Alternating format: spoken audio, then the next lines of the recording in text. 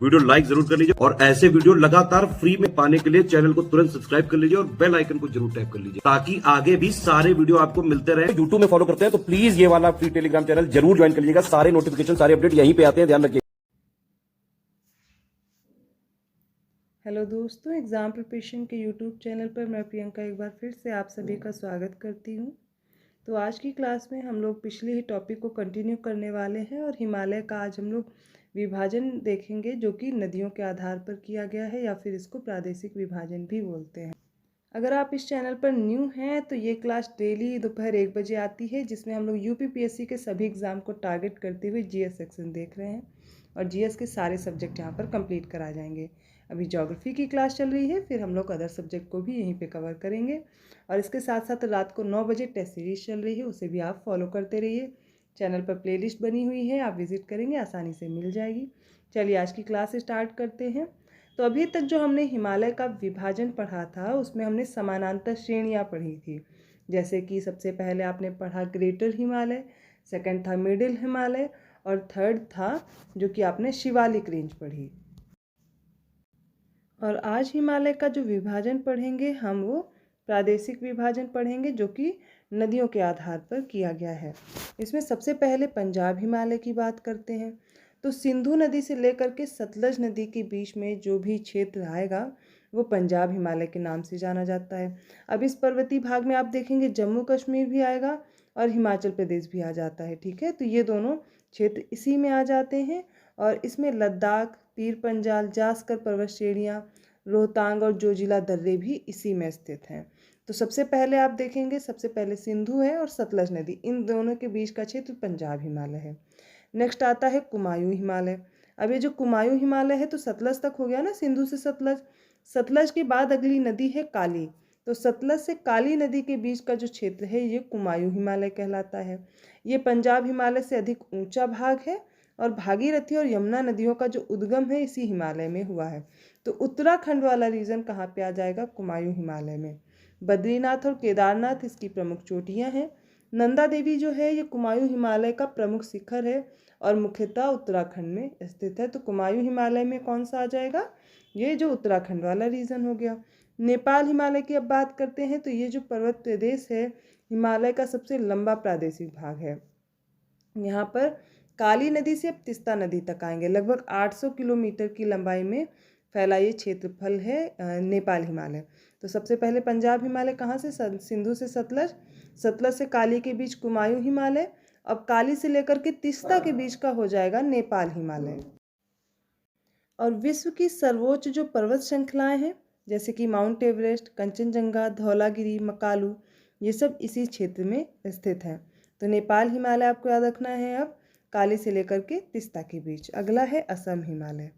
तो ये जो क्लासिफिकेशन है ये तिस्ता नदी से लेकर के दिहांग, जो कि ब्रह्मपुत्र को ही दिहांग नदी के नाम से जानते हैं, दिहांग घाट से जब एंटर करती है तो तिस्ता से लेकर के दिहांग के बीच का जो क्षेत्रफल है वो किस में आ जाएगा? असम हिमालय में। ये कितना है? ये 720 किलोमीटर लंबाई में फैला हुआ है। अब इस हिमालय में नागा पहाड़ियाँ आएंगी, मणिपुर, मिज़ो, खासी, ये सारी पहाड़ियाँ इसी भाग में आती हैं। और इस भाग की प्रमुख नदियाँ कौन कौन सी हैं?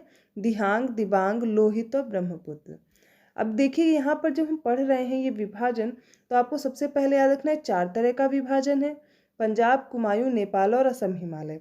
पंजाब हिमालय को ही कश्मीर हिमालय के नाम से अगर आपको दे दिया जाएगा तो आप कंफ्यूज नहीं होंगे, क्योंकि कश्मीर वाला क्षेत्र भी यहीं पर आता है, लद्दाख वाला क्षेत्र भी यहीं पर आता है। तो पंजाब हिमालय सिंधु से सतलज, सतलज से काली के बीच कुमायूं हिमालय, काली से तिस्ता के बीच नेपाल हिमालय और तिस्ता से लेकर के दिहांग या फिर ब्रह्मपुत्र नदी तक असम हिमालय। तो ये आपने विभाजन पढ़ा नदियों के आधार पर, ये प्रादेशिक विभाजन है। कल हमने जो क्लास की थी वहाँ पर समानांतर श्रेणियाँ पढ़ी थी, तीनों रेंज वो भी पढ़ ली थी, ठीक है। दोनों को अच्छे से प्रिपेयर कर लीजिए। अगर आपने पिछली क्लास नहीं देखी है तो उसे भी कंप्लीट कर लीजिए, तो आगे समझने में आसानी होगी। पिछली जितनी भी क्लासेस हो गई वो सारी इंपॉर्टेंट हैं, सारी आपको कवर करनी है। तो अब देखिए नदर्न माउंटेन हम लोग पढ़ रहे थे, ये वाला चैप्टर कंप्लीट हुआ।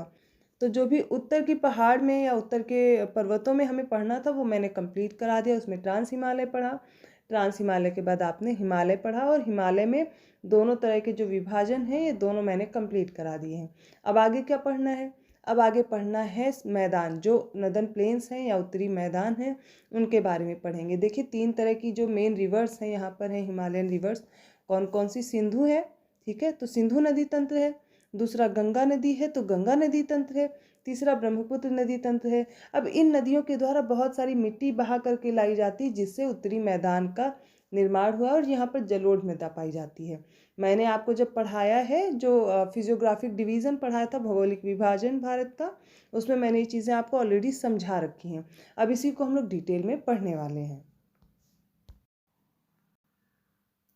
तो अब इन मैदान को समझने के लिए सबसे पहले समझिए कि उत्तर के जो महान पर्वतीय भाग हैं, इसके दक्षिण में जैसे ही आएंगे यहाँ पर उत्तर भारतीय मैदान पाए जाते हैं। हिमालय के निर्माण के समय शिवालिक के दक्षिण में एक खाई का निर्माण हो गया था, जिसमें देखेंगे आप गंगा और ब्रह्मपुत्र की नदियों द्वारा लाए गए अवसादों के निक्षेपण से भारत के उत्तरी मैदान का निर्माण हुआ है। तो समझिए जो गंगा, सिंधु और ब्रह्मपुत्र रिवर्स हैं, इनकी ट्रिब्यूटरीज हैं, अपने साथ वाटर के साथ बहुत सारे निक्षेप, बहुत सारे कंकड़ पत्थर मिट्टी ये सब बहा करके लाती हैं। अब इनको ला करके एक जगह ये इस खाई में भरने का काम कर रही थी। अब इनको भरते भरते क्या हुआ, ये नदन प्लेन्स का फॉर्मेशन हुआ है, इनका ओरिजिन हुआ है। तो आप सबसे पहले देखेंगे गहरी खाई होती थी, बाद में भरा है। तो आप ढाल भी ऐसे ही देखें कि हिमालय से जो भी रिवर्स निकलती हैं उनका ढाल किधर है, जिधर नॉर्थ प्लेन्स बने हुए हैं, उत्तरी मैदान बने हुए हैं। अब अगला पॉइंट देखते हैं। यह मैदान पश्चिम में सतलज नदी से लेकर के पूर्व में ब्रह्मपुत्र नदी तक फैला हुआ है। तो अब ये इसका क्षेत्रफल कितना है, इसकी लंबाई देखिए 2500 किलोमीटर की लंबाई में फैला हुआ है। अब जो इसका निर्माण हुआ है, तो ये जो जलोढ़ होते हैं, मतलब जल के साथ जो बहाई गई मिट्टी है, अवसाद हैं, इनसे हुआ है और इसलिए यह भारत के सर्वाधिक उपजाऊ क्षेत्र हैं। आपने पढ़ा है एलुवियल सॉइल, अभी जब सॉइल्स पढ़ेंगे तब मैं उसमें बताऊंगी। तो ये जलोढ़ क्या है, एलुवियल सॉइल्स हैं, जिनमें इसमें बहुत ज़्यादा फर्टिलिटी पाई जाती है। आप देखते हैं यहाँ पर गेहूँ, चावल, हर तरह के अनाज यहाँ पर उपजाए जाते हैं, क्योंकि यहाँ पर फर्टिलिटी ज़्यादा होती है। इस मैदान की पुरानी जलोढ़ को बांगर कहते हैं और जो नवीन जलोढ़ है इसको खादर कहते हैं। समझिए पूरा कि जब हमने हिमालय पढ़ा था, तो हिमालय से ऊपर बहुत तेज वेग से जब नदियाँ आती हैं इनको काट कर, तो अपने साथ बहुत बड़े बड़े पत्थर बहा करके लाती हैं, जो एक जगह कंकड़ पत्थर इकट्ठा करती हैं। तो जैसे शिवालिक के गिरिपाद वाले रीजन या फुट हिल्स में आएंगे, तो वहाँ पर बहुत बड़े बड़े पत्थर होंगे। अब उन पत्थरों के बीच नदियाँ बिल्कुल एक्सटिंक्ट हो जाती हैं, गायब हो जाती हैं, और वहाँ पर गायब हो जाती हैं तो उस वाले रीजन को बोलते हैं भाबर। क्या बोलते हैं? भाबर, याद रखिएगा, ठीक है। भाबर के बाद अब आपको याद रखना है, जैसे ही नदियाँ फिर वो कंकड़ पत्थर खत्म होंगे, उनसे आगे निकलेंगी, तो जहाँ से फिर से वो विजिबल होती हैं, फिर से दिखाई देती हैं, उसको तराई रीजन बोलते हैं, क्योंकि वहाँ पे थोड़ा दलदल सा रीजन होगा, ठीक है। तो तराई हो गया सबसे पहला भाबर, सबसे पहला भाबर है, ठीक है। उसके बाद क्या आएगा? तराई, तराई वाला रीजन आ गया। अब तराई वाले रीजन से आगे बढ़ेंगे तो जो नदियाँ हैं वो अपने साथ कुछ मिट्टी बहा करके जो नई नई ला रही वो एक जगह इकट्ठा होती जाएंगी, जो पुरानी मिट्टी पीछे बढ़ती जाएगी। तो जो ऊंची मिट्टी है वो उसको कहते हैं बांगर। बांगर मतलब ओल्ड वाली सॉइल, पुरानी वाली सॉइल। और जो खादर है वो नई मिट्टी है। याद कैसे रख सकते हैं आप? इसको याद करने का कोई भी अपना तरीका बना सकते हैं। बा से बांगर, बा से बूढ़ी मतलब पुरानी या फिर ओल्ड, ऐसे करके कोई भी ट्रिक बनाइए, लेकिन आपसे ये पूछा जा सकता है कि बांगर न्यू है या ओल्ड सॉइल है, तो इस तरीके से याद रखना है। अब देखिए इसमें फर्टिलिटी पूछी जाए या कैसे उपजाऊ होंगी, तो जो नई मिट्टी है वो ज़्यादा उपजाऊ होगी, जो पुरानी मिट्टी है वो उसके कंपैरिजन में कम उपजाऊ होगी। तो आपको ये कॉन्सेप्ट समझ में आ गया ना कि भाबर क्या है, तराई क्या है, खादर क्या है और बांगर क्या है। अब इसमें कभी कंफ्यूजन नहीं होना चाहिए। आपने नदी को बहते हुए देखा है ना, उसके किनारों पे जब बाढ़ आती है तो क्या होती है, बहुत सारी मिट्टी बहा के लाती है, और जिस रीजन तक वो फैलती है वहाँ तक वो मिट्टी अवसाद को वहीं पर छोड़ करके फिर अपने स्पेस में आ जाती है। तो जो वो चीज़ें हैं जहाँ तक फैलेंगी तो क्या हो जाएगी, वो जलोढ़ मिट्टी हो जाएगी, और जलोढ़ में कौन सी वाली हो जाएगी? खादर। और उसके पीछे जो मिट्टी बढ़ती जा रही ऊंचाई पे वो कौन सी है? वो है बांगर। अब याद रहेगा। चलिए आगे देखते हैं। पश्चिम से पूर्व की ओर इस मैदान की जो चौड़ाई है वो कम होती जाती है, और भारत के उत्तरी मैदान को वृहद रूप से निम्नलिखित दो भागों में बांटा जाता है। पहला तो है गंगा का मैदान, दूसरा है ब्रह्मपुत्र का मैदान, ठीक है। तो गंगा और ब्रह्मपुत्र के जो मैदान को है ये हम लोग एक साथ पढ़ने वाले हैं, जो कि एक सक्रिय भाग द्वारा आपस में जुड़े हुए हैं। गंगा ब्रह्मपुत्र का जो मैदान है या फिर सिंधु से लेकर के जो ब्रह्मपुत्र का मैदान है, इसका विस्तार आप देखेंगे तो पाकिस्तान में मतलब जो सिंधु नदी का मैदान है, इससे लेकर के बांग्लादेश में भी है, जैसे कि गंगा और ब्रह्मपुत्र का मैदान। तो ये यहाँ तक इनका विस्तार पाया जाता है। अब ये जो मैदान है सतलज, गंगा, ब्रह्मपुत्र और उनकी अनेक सहायक नदियों द्वारा जो मिट्टी लाई जाती है, उस कॉप मिट्टी के द्वारा ये मैदान बना हुआ है। पाताल तोड़ कुएं ऐसे प्राकृतिक जल स्रोत होते हैं जो धरातल से स्वतः ऊपर प्रकट होते हैं और सतह पर जल निकलता रहता है। लेकिन जो जल स्रोत और पाताल तोड़ कुएं होते हैं, इनमें थोड़ा सा डिफरेंस होता है। जो जल स्रोत होते हैं उनमें क्या होता है, पानी स्वतः ऊपर आता है, ठीक है। लेकिन पाताल तोड़ कुएं, इसका मतलब ये नहीं है कि पाताल तोड़ना है, ऐसा कुछ नहीं है। मनुष्य क्या करता है या हम लोग क्या करते हैं, धरातल की कुछ सतह को खोदते हैं और आसानी से पानी मिल जाता है। इसको पाताल तोड़ कुएं कहे जाते हैं। तराई क्षेत्र में आप देखेंगे जो वाटर लेवल है वो बहुत ऊपर होता है, ठीक है। उसके होने की वजह से बहुत मेहनत नहीं करनी पड़ती, आसानी से कुआं खोदने पर पानी निकल आता है।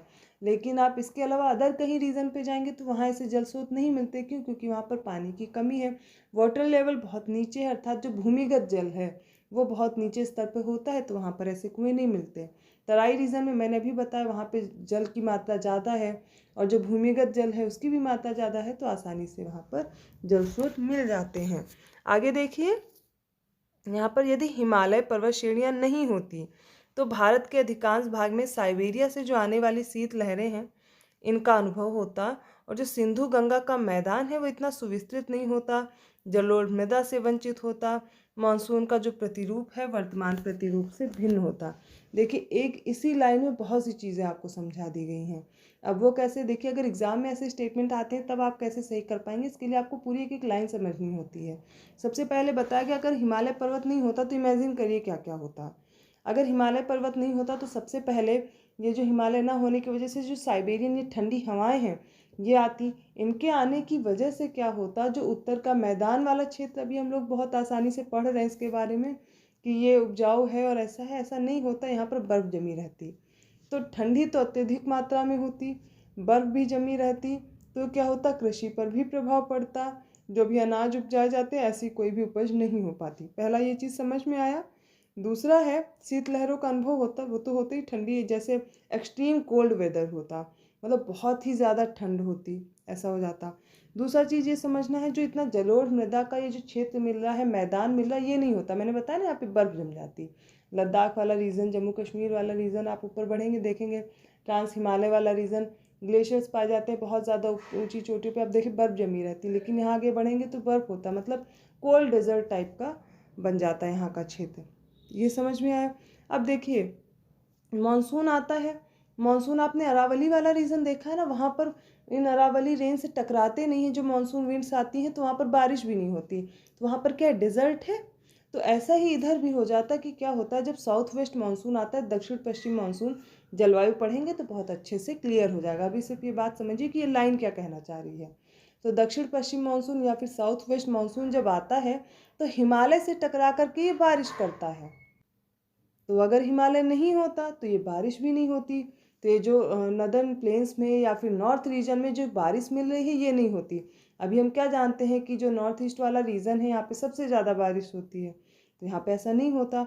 अब देखिए, हिमालय है तो यहाँ पे ठंडा नहीं हो पा रहा, शीतलहरें नहीं आ पा रही, जो टेम्परेचर है वो क्या है, ज़्यादा है, टेम्परेचर ज़्यादा है। और यहाँ पर आप देख रहे हैं बारिश में अधिक मात्रा में मिल रही है, बारिश भी सही से हो रही है, तो यहाँ पर सदाबहार वन भी मिल रहे हैं, वनस्पति ज़्यादा मिल रही है, तो वनस्पतियाँ ज़्यादा होंगी, पानी की मात्रा ज़्यादा होगी, तो यहाँ पर बायोडाइवर्सिटी भी हाई होगी, मतलब अलग अलग तरह के जंगल होंगे या पेड़ पौधे होंगे, तो वहाँ पर रहने वाले जीव जंतु भी ज़्यादा होंगे, तो बायोडाइवर्सिटी भी आपको यहाँ पर देखने को मिलती है। सोचिए, एक हिमालय की वजह से अगर आपसे पूछा जाए अगर नहीं हो तो क्या क्या होगा, मैंने एक बार में अच्छे से समझा दिया। बस इतना ही नहीं है, और भी चीज़ें आप लोग मुझे बताइएगा कि अगर हिमालय नहीं होगा तो क्या हो सकता है। मैं इतने क्वेश्चन डेली पूछती हूँ, कोई भी मुझे कमेंट नहीं करता, सिर्फ एक दो बच्चों को छोड़ के। या तो आप सीरियसली पढ़ नहीं रहे हो, या तो आप मेहनत करना नहीं चाह रहे हो, जो मैं क्वेश्चन पूछ रही हूँ उसका आप आंसर नहीं करना चाह रहे। तो अगर आप सही से पढ़ना चाहते हैं तो जो होमवर्क देती हूँ वो ज़रूर कर लीजिए। जैसे कि मैंने कैपिटल्स दी थी याद करने के लिए, स्टेट की और कैपिटल्स याद करनी थी इंडिया के। इसके अलावा कंट्रीज़ और उनकी कैपिटल और करेंसी भी याद करने को दी थी। बीच बीच में कोई ना कोई होमवर्क दे देती हूँ, तो इतना तो आपको प्रिपेयर हो गया होगा। तो आज की क्लास में मैंने हिमालय कंप्लीट करा दिया है, मतलब नदर्न माउंटेन्स वाला जो चैप्टर था वो कंप्लीट हो चुका है। आपने नदर्न प्लेन्स भी पढ़ लिए हैं, इनके बारे में जो इम्पोर्टेंट फैक्ट्स थे वो मैं बता चुकी हूँ, जैसे कि भाबर, खादर, बांगर और ये सारी तराई वाली चीज़ें कंप्लीट हो गई हैं। अब आपको पढ़ना क्या है आगे के चैप्टर्स में? पठार पढ़ने हैं, चट्टानें पढ़नी है या शैल पढ़ने हैं जिनसे क्वेश्चन पूछ लिए जाते हैं। इसके अलावा अब आपको जो तटीय मैदान है उनके बारे में पढ़ाना है और दक्षिण की जो भी पहाड़ हैं, जो पर्वत हैं, उनको कवर कराना है। फिर उसके बाद सॉयल पढ़ेंगे, फिर मानसून पढ़ेंगे जो कि क्लाइमेट है इंडिया का, उसके बारे में डिस्कस करेंगे, और वेजिटेशन कैसा है, ठीक है। तो ये सब चीज़ें, फिर छोटे छोटे टॉपिक बचेंगे, टाइप्स कंप्लीट करना, और ये तो लगभग 15 दिन में हम लोग ये इंडियन ज्योग्राफी मैं कोशिश कर रही हूँ आप लोग को कंप्लीट हो जाएगी। और अगर आपकी इंडियन ज्योग्राफी पूरी कंप्लीट हो गई तो फिर थोड़े से समय में हम लोग वर्ल्ड ज्योग्राफी भी कंप्लीट कर लेंगे। एक सब्जेक्ट कर रहे हैं लेकिन बहुत अच्छे से कर रहे हैं, फिर दूसरा सब्जेक्ट उठाएंगे। देखिए, बहुत ज़्यादा पढ़ने से कोई फ़ायदा नहीं, आप जितना पढ़ रहे हैं वो बहुत अच्छे से पढ़ लीजिए। और इसके साथ में जो रात को 9 बजे वाली क्लास आ रही है, टेस्ट सीरीज जिसमें कर रहे हैं, उसमें मैं साइंस कंप्लीट करा रही हूँ। दोनों साथ में करते रहिए, बेहतर ढंग से प्रिपरेशन हो जाएगी। और अगर आप अभी फेस्टिवल में बिज़ी हैं तो बिल्कुल टाइम निकाल करके थोड़ा सा भी क्लासेस ज़रूर करते रहिए, अपनी पढ़ाई पर भी फोकस करते रहिए। अगर वीडियो अच्छा लगा प्लीज़ लाइक कीजिए और लोगों को शेयर कीजिए, चैनल को सब्सक्राइब भी कीजिए। अगर अभी तक आपने सब्सक्राइब नहीं किया तो कर लीजिए और बेल आइकन प्रेस कर दीजिए, जिससे अदर वीडियोज़ की नोटिफिकेशन आसानी से मिलते रहेंगे। कोई भी डाउट है, कोई भी प्रॉब्लम है, कोई सुझाव है, आप कमेंट करके ज़रूर बताइएगा। मैं उन पर बहुत ध्यान देती हूँ, आप सभी के कमेंट लगातार पढ़ रही हूँ। बहुत से लोग हैं जो मुझसे लगातार कनेक्ट हैं और लगातार मैसेज करते रहते हैं, कुछ ना कुछ सुझाव देते हैं या फिर अपनी प्रॉब्लम्स बताते हैं, और मुझे बताते भी हैं कि क्लासेस में उनको क्या प्रॉब्लम हो रही है, नहीं हो रही। तो आप सभी के कमेंट में देख रही हूँ, ऐसा नहीं है कि मैं नाम नहीं ले रही तो आप लोग के कमेंट नहीं देख रही। तो आप लोग कमेंट करते रहिए और मैं उन पर ध्यान दे रही हूँ। जब हम लोग लाइव सेशन करेंगे, इधर फेस्टिवल की बात करेंगे क्योंकि अभी बहुत ज़्यादा शोर रहता है, तो मुझे लगता है मैं लाइव सेशन करूँगी तो शोर में आप लोग शायद सही से कनेक्ट नहीं हो पाएंगे। तो मैं हर वीक में संडे को लाइव सेशन करने वाली हूँ, बस ये होली हो जाएगी, फिर उसके बाद वीकली हम लोग लाइव सेशन करते रहेंगे, तो उसमें भी डिस्कशन होता रहेगा। तो मिलती हूँ अगली क्लास में, तब तक के लिए धन्यवाद।